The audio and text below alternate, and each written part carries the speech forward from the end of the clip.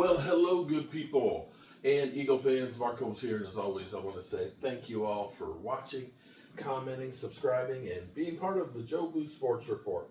Without you guys, as well as you ladies, you know that this literally does not work. Hope everybody's had a great Taco Tuesday, and I hope all your taco dreams have come true. Whew, I didn't get tacos. You saw I actually stopped off at Wendy's and had a burger and the Asiago chicken, spicy chicken sandwich. It actually had a kick to it. The bacon kind of was rubbery. I just think a regular spicy chicken might be the thing to do. Be that as it may, I didn't get my tacos here on Taco Tuesday. Maybe I'll get tacos on Wednesday. So we've had the Cowboys.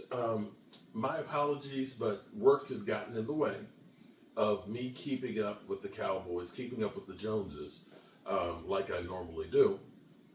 And we're going to start getting back into the swing of things starting tomorrow morning. We're going to be at the desk here. We're going to be doing our regular thing. I can't wait. Oh, my goodness.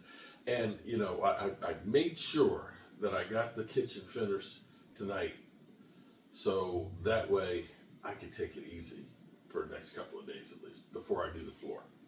So a couple of things that are really interesting is Micah Parsons, who Brian Schottenheimer, and here's where you feel like Brian Schottenheimer, I listened to his press conference while I was riding around today, and he was talking about the players, how things have changed. It's a new age.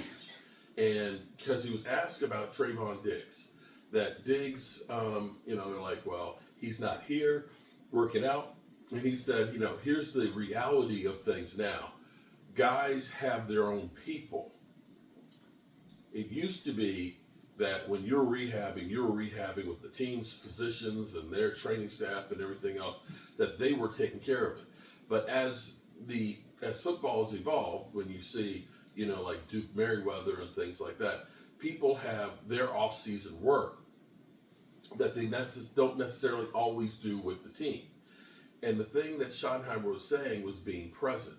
Now, you kind of felt like Brian Schottenheimer wants Micah Parsons to be there. But he also said he wants people to be present. And he said being present is more than just being there physically. Being present is also being present mentally, understanding that you're going to be working and getting yourself stronger, better, recovery, and so on, that you're working on understanding the dynamics of what we're trying to do.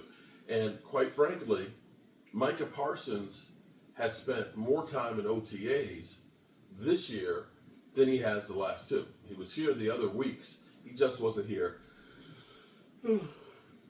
last week because he was allegedly in Europe.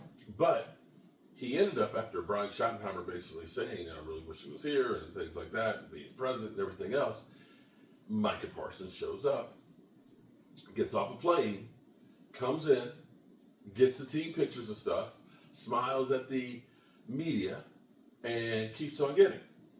And he later tweeted that everything's all good. He's going to be there at the mandatory workouts, which start on the 10th, the mandatory minicamp. He'll be there on the 10th, that everything's good. He's going to be ready for week one, and said that everything is on the Joneses as far as getting the deal done. Okay, so we got that. In actual practice today, CeeDee Lamb was dressed, but he actually didn't practice. What's interesting is you had touchdown catch by George Pickens from Dak. Yeah, that connection's starting right now. You had Jalen Tolbert that looked really good, and Jonathan Mingo, I think it was. I might be wrong, but I think Jonathan Mingo was looking really good as well. I think it was Jonathan Mingo, or was it Jalen Brooks? I digress. I can't remember. Now, here's the other part that gets to be interesting too. Joe Milton is still taking second team reps, and apparently hasn't done anything to make you think that he is not going to be the number 2 quarterback. So that's the notes that I've gotten from today. It's after midnight right now, and there was a bare knuckle drive coming down the road because Interstate 81 So much construction on it, man. You know, you're flying down the road, and all of a sudden, one lane, and you get all these tractor trailers. You open it up, another, tractor trailer and things. So it's been a long, long day, but I so miss the red brick house. And my grass, good Lord, the grass, about yay high. So I've got a wheat field out here to cut. And I've got some other work I need to take care of before I get back up the road.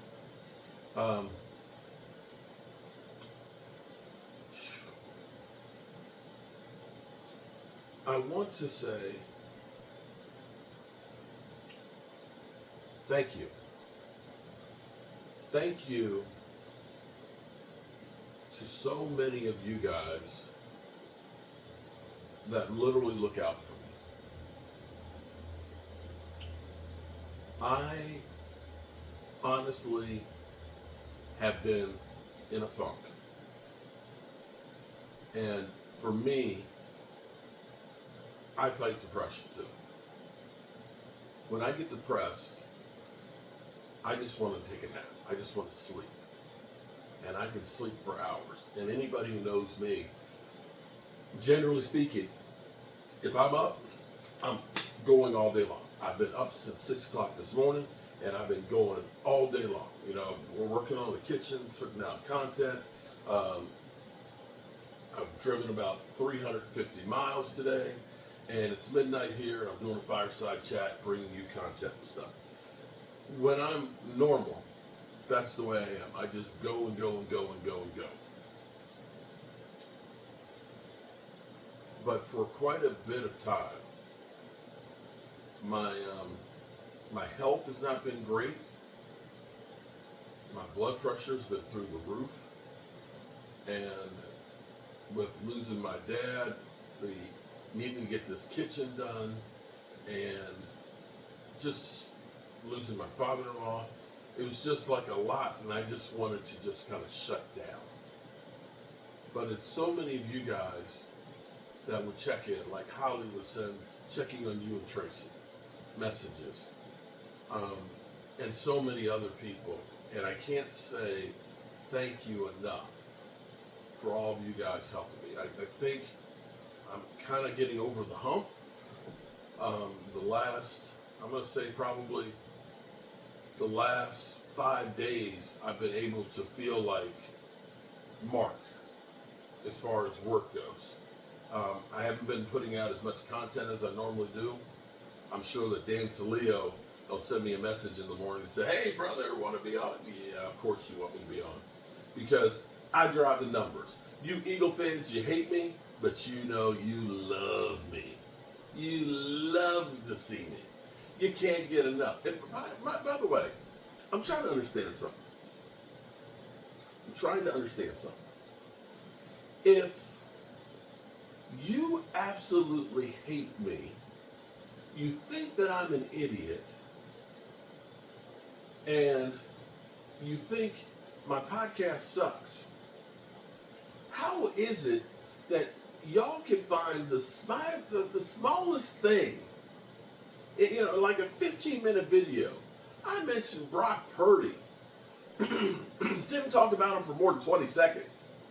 Yet, a 49er fan emails me to tell me that I'm wrong. You profess that you hate me. How is it you continue to watch me? I don't understand this. I don't understand. And I'm going to say, Brock Purdy is overrated. Brock Purdy was a product of his environment. Brock Purdy, when he had Christian McCaffrey running. And mind you, here's what I'm going to say. Let me trash him a little bit more so I can piss off 49er fan. Mind you, you still, without Christian McCaffrey, had a really good running game. You still had Skittle Kittle over there catching the football, one of the best tight ends in football, right? You still had Deebo Samuels. You still had a great offensive line. Yet, your team was worse than the Cowboys last year. Now, granted, you did beat us. So what happened to franchise quarterbacks elevate their team to win. That they don't need to have all those pieces. Because here's what I hear from Whiner fans. Oh, well, we lost Brandon Ayuk. Oh, we lost Christian McCaffrey. Yo, I thought when Dak Prescott loses to Amari Cooper or Tyron Smith for the season, or doesn't have Brandon Cooks, y'all sit here and say, well, Dak Prescott, he has to have people around him. Of course he does, you jackasses. And that's right, 49er fans, I'm calling you jackasses, just like Eagle fans, and just like now the Commander fans. Giant fans, well, you're a toothless dog. We don't mind you so much because y'all don't say shit. Anyway, that's all I have to say about that. And I appreciate you guys. I am going to go in here, take me a shower, and I'm going to cuddle up next to my sweet, sweet baby that I've had for 23 of this. Look, on cue, my sweet baby. I said, my sweet baby, and she appeared. Man, see how lucky I am? And Kurt, I told you what you better be doing when you get home. I told you, man. You better go, Hattie, I'm home. Get gas. Yes, Kurt. Take care of mama. Take care of mama, or you in trouble. All right, you good people. You know how we roll. Remember, tell the people you love how much you love them, because you might not get the chance again. And I love you guys. Peace out.